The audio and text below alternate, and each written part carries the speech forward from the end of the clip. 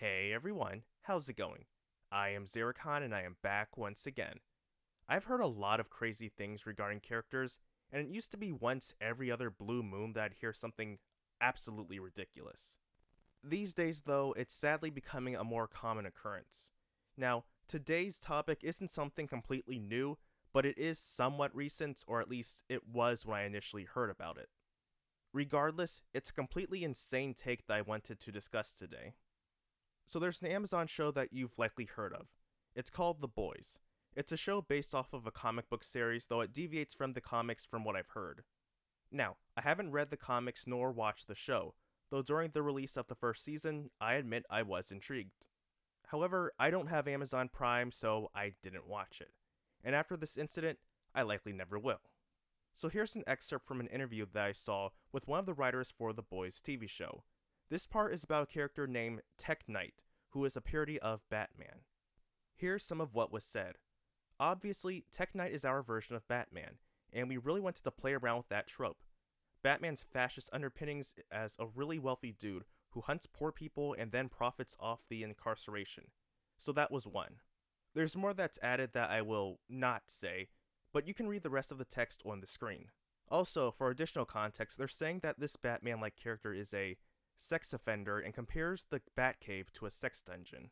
Spider-Man is even brought into the discussion in this manner. But what I want to focus on is the quote that I read.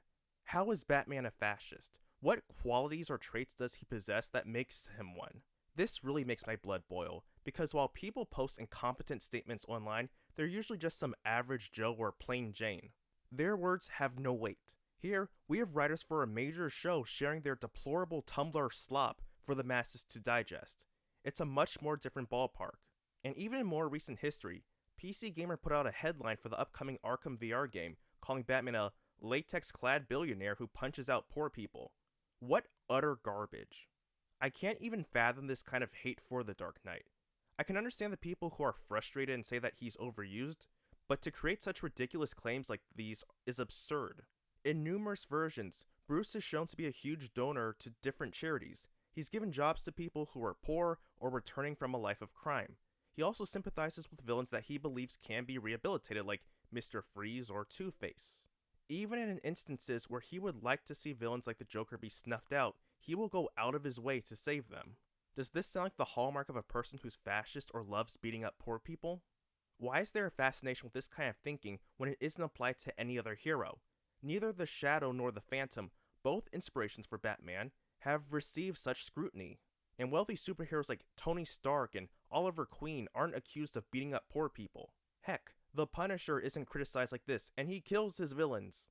The only closest things to fascism that Bruce has ever done are the Brother Eye program and the expanded version of Lucius's sonar device in the Dark Knight film. Now, the first one was a major miscalculation on his part. He should have known the downside of having an AI be a global surveillance tool, but you can't say that he did it because he liked it or wanted to do it. He felt like it was necessary since he couldn't be everywhere or keep tabs on everything. Again, I disagree with this completely 100%, but I can at least understand that's not him wanting to do it because he wanted to look at everyone doing everything. And in The Dark Knight, he agreed with Lucius that it was too much power for one man to have, so he had a built-in feature to destroy it after he located the Joker. Additionally, no one has ever called Cyberdyne fascist because they made Skynet, nor did anyone say that Hank Pym was one because he created Ultron. It's weird, guys. And somewhat going into the other part of the boys' interview, it's really weird how some people think that Bruce was abusive toward Dick or did some foul stuff with him. First off, he witnessed Dick become an orphan as a child similar to him.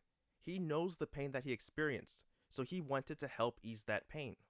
Apart from Joe Chill and the Joker, Tony Zuko is probably the only other person that Bruce ever really wanted to kill and struggled to not do so. And people think that this means that there was something weird going on between the two? Are their outlooks on life that miserable that they can't even see a father-son relationship? Do they even understand what one is? Yes, Bruce and Dick didn't have the best relationship, but they still had the bond of a father and son. Nothing profane occurred. It's sad that this even has to be said, but when you have people in authoritative positions touting such degeneracy, it needs to be addressed. But Batman is not fascist, nor does he enjoy fighting homeless people. Period. but that will do it for today. Thank you very much for taking the time to watch this video. I appreciate it. I apologize sincerely for my recent absence. I was going through some technical problems, but things are much better now. Thank you very much for your patience during this time. But let me know your thoughts on things in the comments below. And feel free to check out the latest episode of the Orange Box podcast, which I will leave linked in the description. So until next time, everyone, I am iamxeracon signing off. Have a good one.